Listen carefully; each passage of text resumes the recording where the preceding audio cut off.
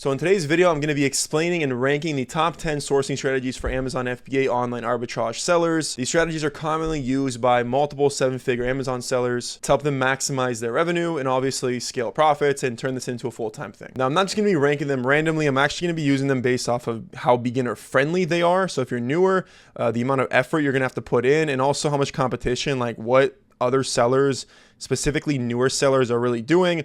We're going to rank them amongst these three things, and based on that, we're going to have them separate into their desired categories. Now, this is based off of my personal experience over selling on Amazon for nearly 4 years. This is just the data, I guess, I've gathered, methods I've used, and this is what I find to be the easiest for not only myself, but also the students that I help on a daily basis. Starting out with the very first method, we got manual sourcing. So as far as manual sourcing, beginner friendly wise, it's definitely not very beginner friendly. Now, manual sourcing works extremely well. It works exceptionally well if you have an idea of like which websites run what promos, like what websites have what product, what brand for the cheapest cost, then it works extremely well. So as far as beginner friendly, definitely not going to be beginner friendly here. As far as effort, definitely a higher level of effort as well. I mean, again, like you're going through these products, manual sourcing could be probably like one of the hardest ways to actually source inventory, because you're just kind of blindly going into it. Again, especially as a new seller, not knowing what to look for, you are literally just going to random stores and trying to find whatever product they carry on Amazon for cheaper. Let me just give you an example. So let's just pretend you're literally a brand new seller and you're going through Home Depot. I literally remember seeing a video on this when I was brand new, someone doing this, and they just go to some random product and they're like, yeah, $19.97 here, buy 6, get 10% off. So we're getting this for right around about, let's just say $18, and then just taking this product, copying that title, going over to Amazon.com, pasting it in there, and trying to find this thing at a profitable price here, right? Obviously, this is not going to end up working out well. You're not really looking at arbitrage listings like this. And you will find things eventually, but it's going to be way, way, way harder than these other categories and methods, unless, again, you kind of know what you are looking for. So this actually makes this method extremely low in competition. So it does fit that box there. But again, manual sourcing is extremely hard for a new seller. If I had to rank this thing, I'm probably putting it in the do not get your hopes up category. A lot of people think that like manual sourcing is the way when you are experienced. Guys, I've been doing this for so many years and I still won't just manual source. There's literally no point of doing this. There is much better ways to do a form of manual sourcing in a later method that I'm going to discuss here with you guys shortly. Okay, coming in as our second method, we have deal sites like Brixie. Okay, this is also a very common, popular one that newer sellers experience. Now, this can be a fantastic way to source, again, if you know how to utilize these things. So if you are a brand new seller, I really don't think it's that beginner friendly here, simply because these products that we're actually sourcing are probably not going to be approved for you, right? A lot of these products in here are really big name brand products. However, if you are not a beginner and you understand it, then I think this can be a pretty good method and strategy to find some really untapped products in here. So essentially what people do here is they come into a website like Brixie, this is a good example here, and they look through some of these branded products here. Essentially you click into them, seeing where we can find these potentially for a cheaper price. So obviously this item here, buying from Amazon, probably wouldn't be able to flip it unless we were to potentially do like an Amazon to Amazon flip. But again, you can see right here, these brands here are all very, very large brands for the most part. So you trying to source these, you're probably going to notice that you're very much going to be gated in for these. Now, effort-wise, I don't think this requires too much effort because these products are extremely cheap here. So like if you are able to find an Amazon listing for this said product, there's like an extremely high chance, as long as Amazon doesn't sell it, that you are going to be able to sell that product, and or at least maybe not sell it, but find it at a profitable price. Again, you still have to worry about this whole engaging portion. Competition wise is probably going to be some kind of like neutral one right here. I do think a lot of new sellers do this because I do see lots of videos on this. However, I don't think it's like a crazy amount of competition. Honestly, Brixie sourcing probably in this category right here with probably waste of time. But I do know a lot of people that actually make a killing with these deals. So actually I'm going to move it up here to the worth testing phase, right? I know a couple of people I help, actually students, that make a killing off of sourcing deals off of Brixie. And yeah, but these people go in, again, they're not really beginners. They go in and knowing what they're looking for already, and then able to capitalize on it extremely heavy because they understand how it works and they understand what brands they can actually sell. Next method we got here is retail arbitrage. Now, beginner friendly, yes, extremely beginner friendly here. Now, again, kind of going back to my other point with Brixie here, the only downfall here is, again, a lot of the brands you're going to realize that you're going to be restricted in, which is obviously going to be a huge issue. You're not going to be able to sell them. And you got to be careful here with retail arbitrage. One thing people don't really highlight a lot, and I see a lot of these retail arbitrage gurus on TikTok and Instagram that completely skip over this, and I see them literally do make this mistake, is they'll scan products, they'll find a listing of that said product. A lot of times it's grocery items, and they don't even pick up the fact that this is a misbranded listing. I've made a video on this in the past where you have to really watch for these misbranded listings because you're not allowed to sell on those and you can run into severe issues. But a lot of people miss those, so make sure you're always watching that if you are doing retail arbitrage. But it is very beginner friendly, especially if you have like discount stores, okay, grocery outlets. That's probably the best source. Ollie's is another really good one. Like these general merchandise places is very beginner friendly, and a lot of those will be auto approved as you kind of build some sales on your store. As far as like Marshalls and TJ Maxx, I run into issues there because a lot of those products in there are like supplements or mainly beauty products in there, and a lot of those will be restricted, and you run the risk of a lot of severe issues potentially selling those if you don't look out for warning signs. So at that point, it can sometimes be a little bit less beginner friendly if you're not really sure of like what to look out for. As far as effort, it's very high, right? Obviously, very high effort here when it comes to RA. You have to go to these stores and do them. Like it's not very high leverage. And as far as competition, again, extremely high competition here. A lot of people do retail arbitrage when they start out because they see it online. So that is one big issue there. But again, if you're in like an area that has access to certain kinds of products that others don't have access to, you're in a huge advantage there. Okay, so if you do find a loop, you're able to make a killing on it. There's a lot of websites that don't sell online, so you have to buy them in store. So if you can find a loop in your local store, I mean, you can make a ton of money. So retail arbitrage definitely is a consistent way of making money, but I definitely, don't recommend this long term. And again, this is very tough to do if you're new. Honestly, maybe put this in the worth testing phase because obviously it's a very, very good strategy.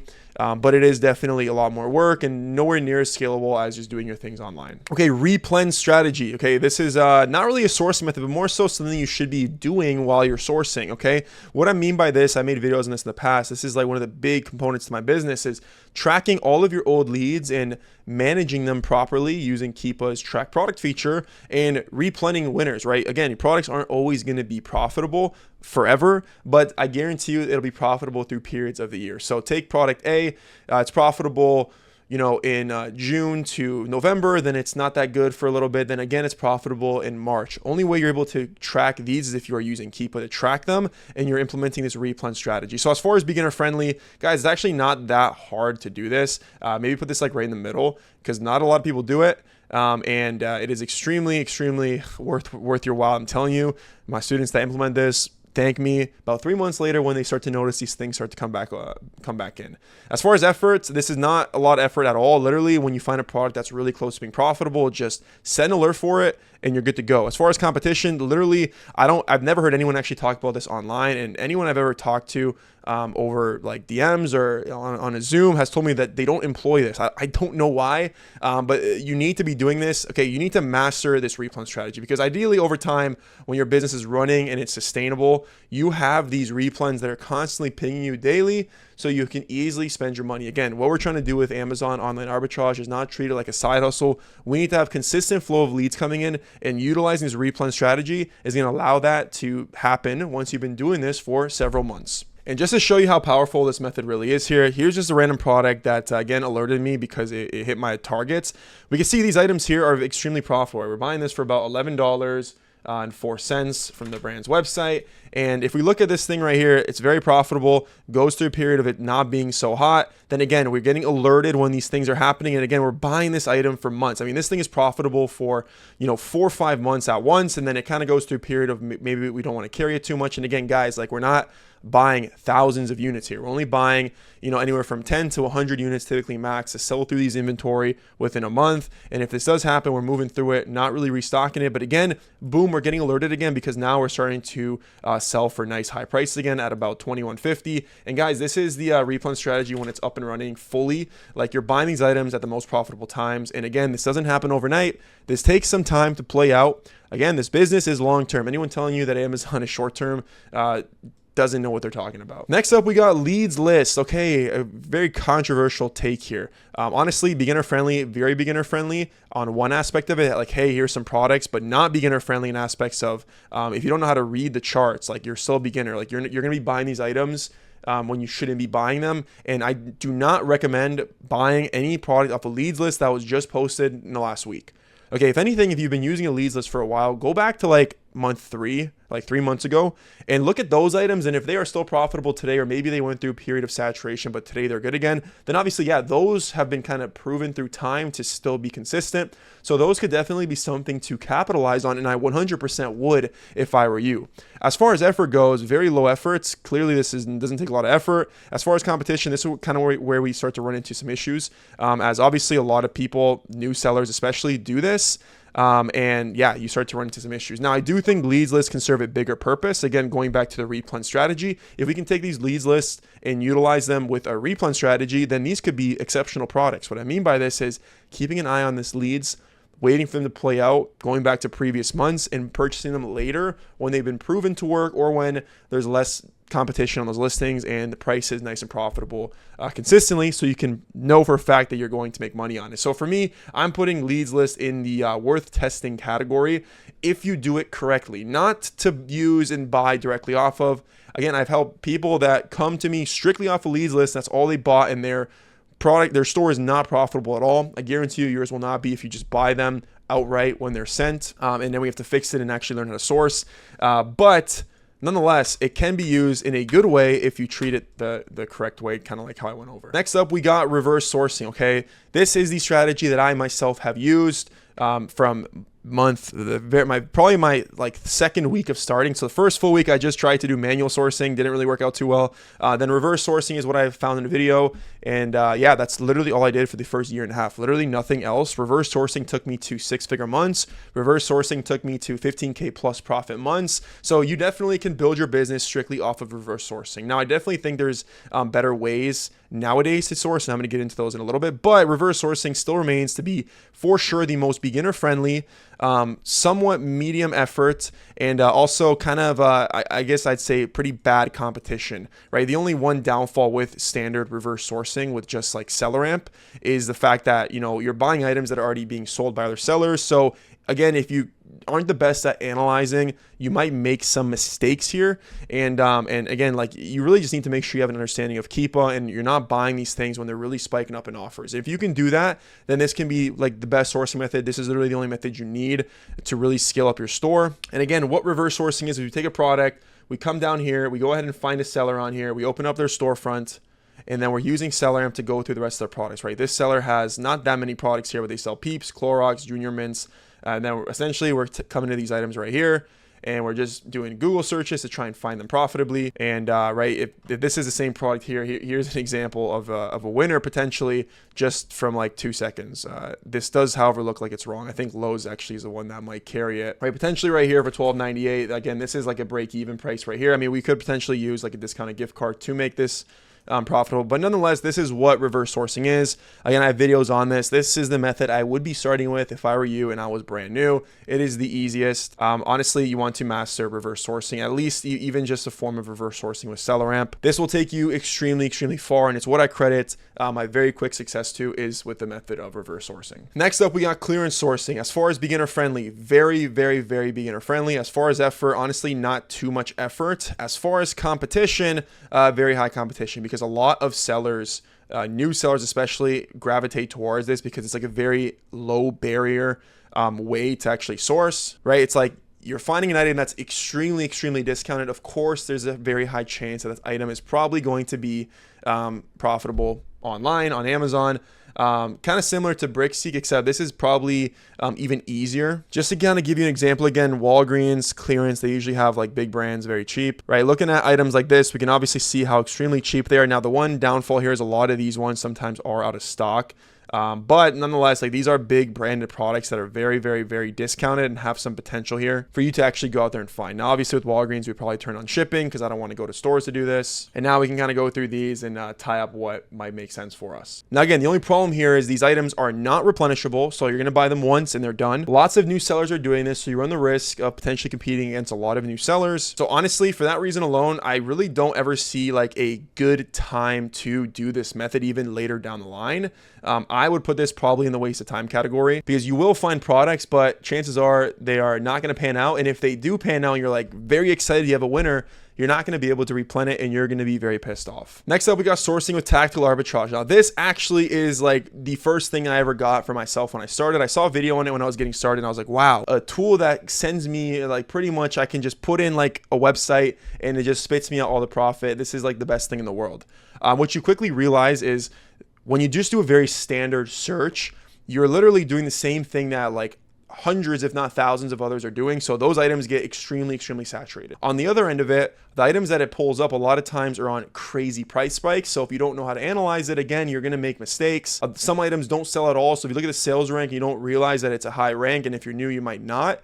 Again, you're going to buy this item and it's not going to sell. A lot of the listings have suppressed buy boxes that you might miss if you're a new seller. So that's how I used it. I was new. I didn't know what I was doing and I didn't use it to find anything. I literally couldn't find anything that met my criteria. So you might think this is like a beginner friendly way, but in all reality, it's really not, because tactical arbitrage is actually a really useful tool if, again, you kind of know what you're looking for. If you know some websites that carry brands and if you can utilize it properly with coupons that maybe not everyone knows of. Effort on this method is also pretty low though. Like again, if you kind of know what to plug into it, you just spit it out and there's some products for you to sell. And competition also is pretty low if you're using it correctly. So this is like a very underused tool, I think, as long as it's used correctly. Now, I personally don't use it too much, but I know other people that do, and they make a killing with it because they know how to utilize it. Tactical arbitrage has been around for a very long time. I probably put it in the consistently consistent tier, and this is only because, not because I personally use it myself to use it and actually find products with it, but because I know so many other people that have utilized it correctly and have been able to make it work. Now, that's the reason I'm not putting it in the master one, because it hasn't led to my personal success on Amazon, but I don't want to put it any lower because, again,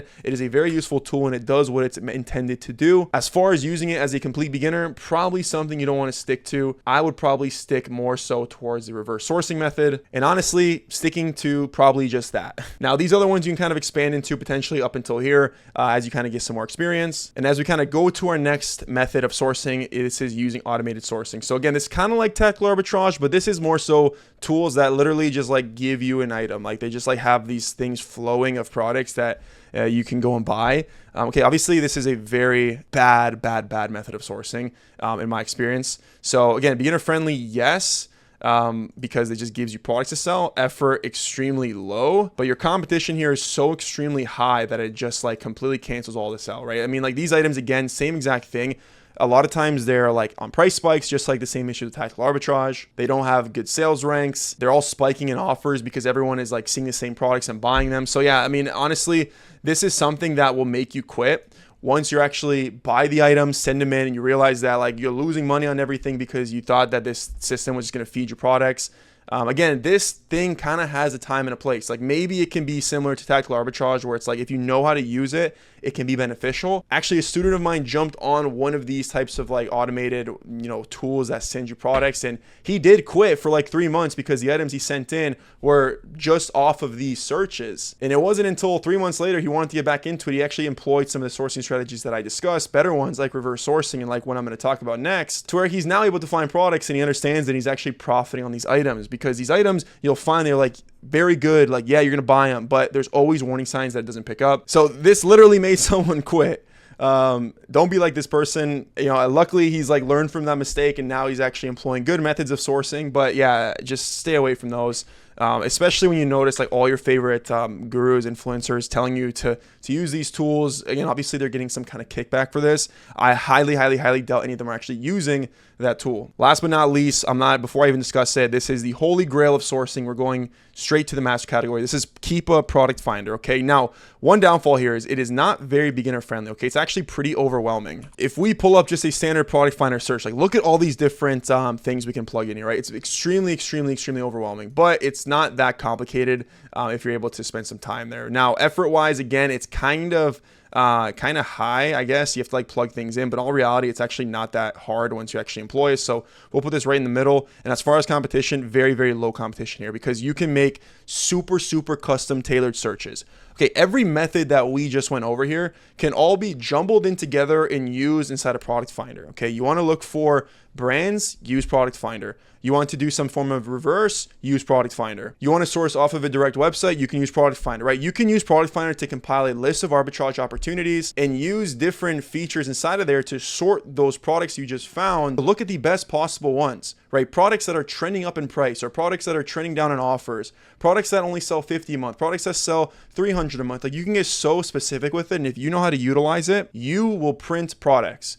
This is the method that I use to this day. I wish I used this sooner. It took me about a year and a half to really start to learn it because I was stubborn and I was only using reverse sourcing. And again, I still think if you're new, reverse sourcing is probably the one you want to be starting with because it's still easier in my opinion. But once you're able to learn that and you're kind of off the ground running, you want to learn Product Finder. It is game changer. I'm telling you, it is so game changer when you can literally just pull lists of potential products, and instead of like 1 in every 30 products being profitable doing reverse sourcing, maybe like 1 in every 4 products are profitable because the different filters you're able to put in there. And here's a very simple look at what like an actual search might look like. We can see all these random products here in the list that I've been able to pull up is much more likely products that are cheaper online, right? That's what we're able to do inside of Product Finder. I'm telling you, the top sellers are probably utilizing something like Product Finder. So like once they find an opportunity, they dig really deep using that tool because it lets you do that. One of these days, maybe I'll make a much more in-depth video on kind of how to utilize it. But in all reality, I know some of you that watch my videos are just like newer sellers, and I would just start with reverse sourcing if I were you. So these are the 10 most common strategies of sourcing. Guys, you think you need like 50 different methods of sourcing. Honestly, get really, really good at one and just do that one for a couple years, and that will build your